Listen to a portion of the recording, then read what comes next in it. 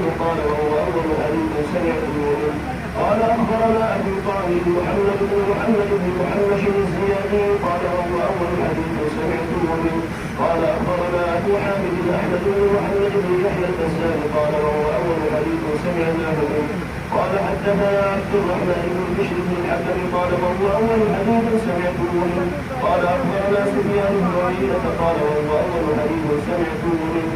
عن عمرو بن دينار عن أبي طاووس مولى عبد الله بن عمرو بن العاص عن عبد الله بن عمرو بن العاص رضي الله تعالى عنه وعنه أن رسول الله صلى الله عليه وسلم قال الراحمون يرحمهم الرحمن تبارك وتعالى يرحموا من في الأرض يرحمكم من في السماء.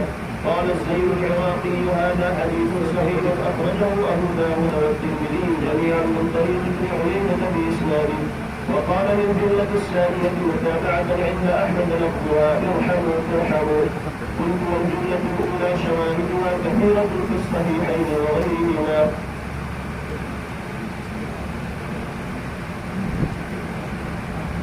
الحديث الثاني الحديث المسلسل بقراءة سورة الصف. قال الفقير ولي الله رضي عنه قال حدثني الشيخ وابن طاهر المدني باللفظ للحديث والسورة جميعا.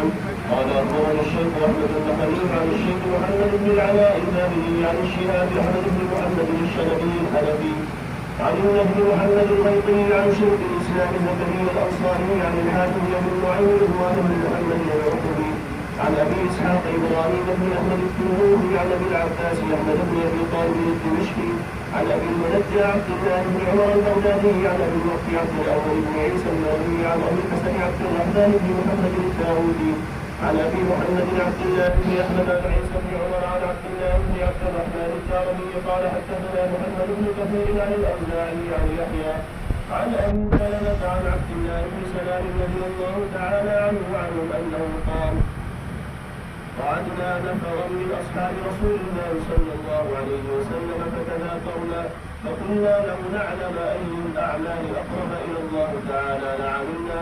فأنزل الله عز وجل سبح لله ما في السماوات وما في الأرض وهو العزيز الحكيم. يا أيها الذين آمنوا لم تقولون ما لا تفعلون. قال عبد الله بن سلام رضي الله تعالى عنه قرأها علينا رسول الله صلى الله عليه وسلم هكذا. قال أبو سلمة وقرأها علينا عبد الله بن سلام رضي الله تعالى عنه هكذا. قال يحيى وقرأها علينا